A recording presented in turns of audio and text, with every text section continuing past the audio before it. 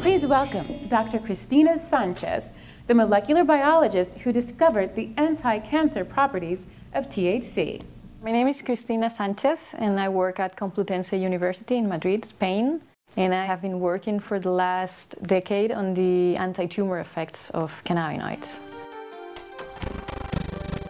In the early 1960s, Rafi Meshulam from the Hebrew University in Israel characterized the main compound in marijuana producing the psychoactive effects that we all know.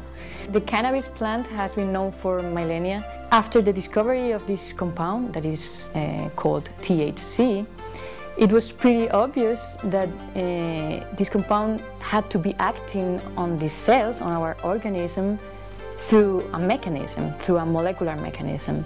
And in the 1980s, two specific targets for THC were discovered, something that we call cannabinoid receptors.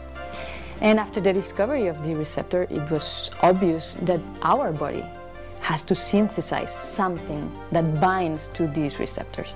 It was pretty obvious that was something endogenously produced by our own bodies that was acting through these receptors.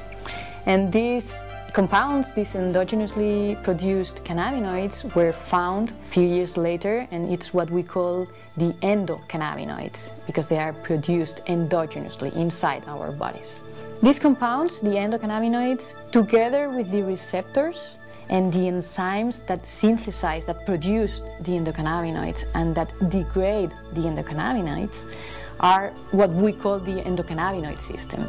And we now know that the endocannabinoid system regulates a lot of biological function. Appetite, food intake, motor behavior, reproduction, and many, many other functions. And that's why the plant has such a wide therapeutic potential. We started working in this project 15 years ago, and it was basically by chance. We were working with astrocytes at that time, and we decided to change the model and work with astrocytoma cells, the tumoral cells.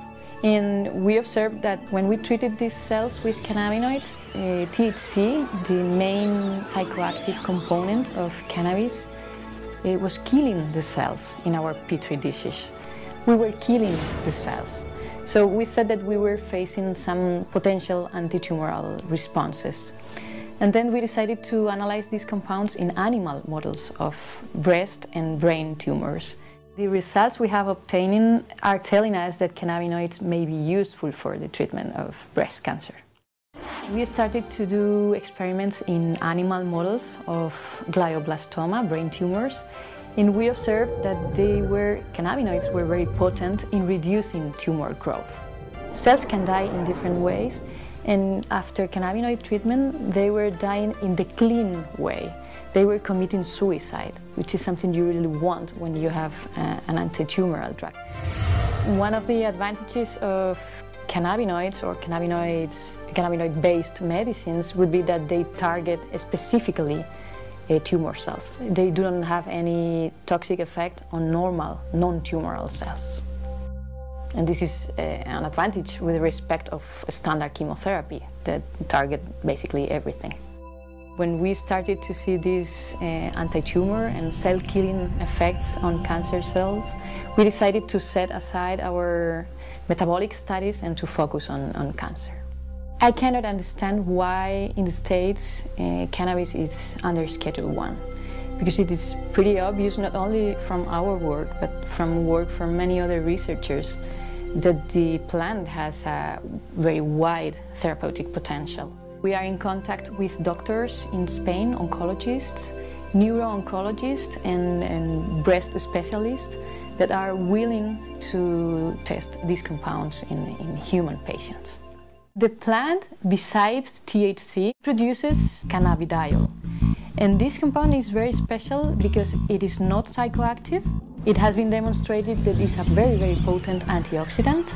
It protects the brain from stress and from damage, kills cancer cells, and when you combine it with THC, it produces synergistic effects, which means that the effect of THC is potentiated. At this point, we have enough preclinical evidence supporting the idea that cannabinoids may have anti-tumoral properties.